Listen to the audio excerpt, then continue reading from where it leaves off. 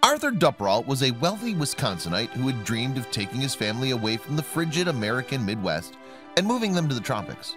He wanted to live a life of sun, sailing, and serenity, and he wanted to give that gift to his family as well.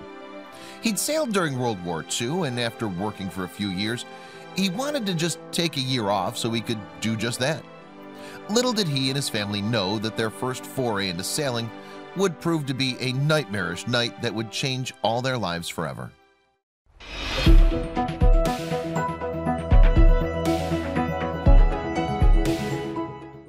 The year was 1961, and Wisconsin-born Arthur Dupperall was looking to fulfill his dream of finally sailing around the tropics. To test the family's ability to sail and to spend winter someplace warm, the Dupperall family would head to the Bahamas for a week aboard a chartered yacht. Then, if things worked out well, Arthur would consider extending the vacation indefinitely. Once they'd arrived in Fort Lauderdale, Florida, they rented a yacht called the Blue Belle, which was captained by former Air Force pilot Julian Harvey. On the morning of Wednesday, November 8, 1961, the entire crew, which consisted of Captain Harvey, his wife, Arthur and Jean Dupperall, and their 3 children, Brian, Renee, and Terry Jo, set sail for the adventure of a lifetime. The family adventure had begun. Over the next 4 days, Captain Harvey took the Dupperalls around the 100,000 square miles of the Bahamas archipelago. The Blue Belle sailed east from there towards the Bimini Island chain. During their tropical vacation, they spent their leisure time snorkeling, swimming, collecting shells, and being together as a family. Before long, it was time for the family to return to Wisconsin. On the Sunday before they'd sail back home, the Dupperalls stopped by the Sandy Point Village Commissioner in order to fill in the official forms that would let them re-enter U.S. territory. They were hoping to be back by Christmas. That night, however, would prove to be the last for many of the Blue Belle's passengers. It was barely 9 p.m. when little Terry Jo, the Dupperalls' youngest daughter, decided to head to her small sleeping quarters below decks.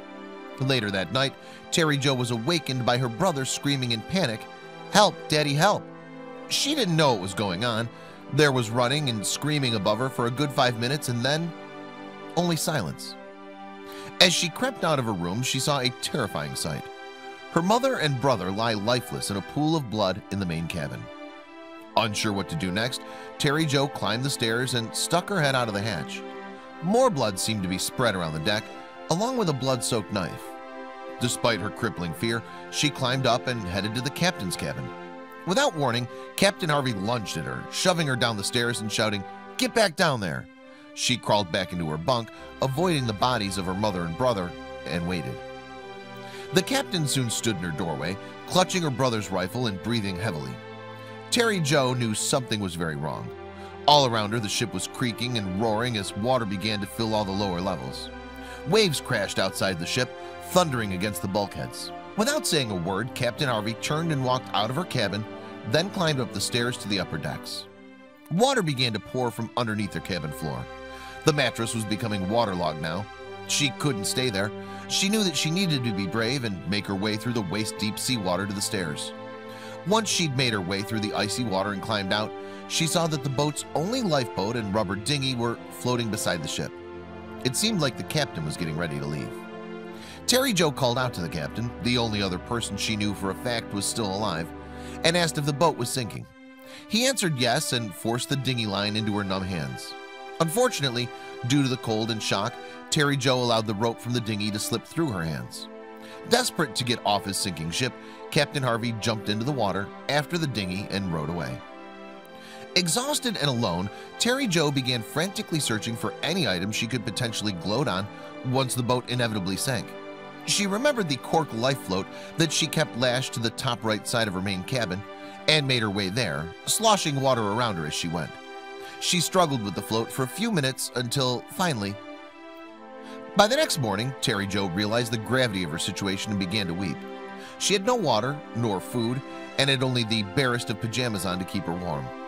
The night had been freezing, and all through it she's prayed for an end to the frigid waters and the random waves breaking upon her tiny, disintegrating cork raft. Thankfully, the tropical sun had driven away the evening chill, but the tiny 11-year-old soon found that the heat was quite as bad as the cold, if not worse. Terry Jo's pale skin was roasting in the sun, and if she put her legs and feet in the water, they'd be nipped at by territorial parrotfish. Soon her tongue became drier and her throat even more parched. The next day, however, fortune smiled upon her. The next day, Tuesday, a small red plane began to circle above her. She took off her blouse and waved it in the air, hoping one of the pilots would catch sight of her and swoop down to her rescue. It even dove in her direction as she waved, but it was no good. The plane just kept passing directly over her. After the departure of her would-be savior, Terry Jo encountered the help of a very different savior. Ghostly shapes began to float just below the water's surface, about 30 feet from her. It seemed that a pod of dolphins had heard her cries for help and came to see what they could do. They comforted her with a series of clicks and whistles and even remained by her side for hours that day. Sadly, she was still very much alone. The next day was bright and equally sunny. Her eyes burned, her lips were swollen, and her muscles ached. The skin, even that which covered by her pants and blouse, was blistered and burned. She began to hallucinate that she had found a tiny desert island, or that she and her family were still on the boat. The lack of water and food were starting to take their toll. If she wasn't found soon, she'd surely die. It was now her fourth day alone on the raft. She emerged from her stupor to find that something huge was now looming over her, shielding her almost completely from the blistering sun. The rescue ship rumbled around her, and she soon felt like she was being raised into the air, suspended somewhere between sea and sky. Images of hands and faces that she didn't recognize swam around her. As she slid back into unconsciousness, she knew she'd been rescued. As for Captain Harvey, the 44-year-old former Air Force lieutenant and former captain of the Bluebell, he had also been found by a local ship, bound for Puerto Rico several days before little Terry Jo. The crew had spotted a wooden dinghy floating adrift in the middle of a broad channel. It seemed that besides the girl, Captain Harvey was the only other survivor. Harvey told the Coast Guard in Miami that he was the sole survivor of what he described as a grave accident. It seemed that the night before, a sudden squall damaged the Bluebell sailboat. According to him, Harvey's wife, Denny, and the Duperall family were all injured when the masts and rigging collapsed. A gas line ruptured and the ship caught fire. Harvey was the only one who escaped. But as sad and unbelievable as it was, Harvey's tale lacked some elements of truth. Meanwhile, Terry Jo was taken by helicopter to a Miami hospital. A week later, Coast Guard officials questioned her as to what she remembered happening the night of her shipwreck. Her story disproved Harvey's accounts of the events of the night.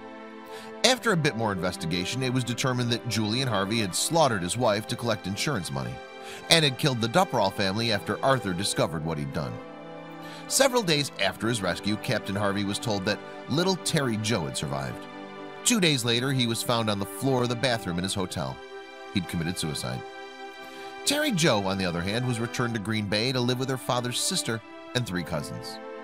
50 years after that fateful week, Terry Jo, now just going by Terry, finally revealed what she'd gone through in its entirety and even told her story to CBS.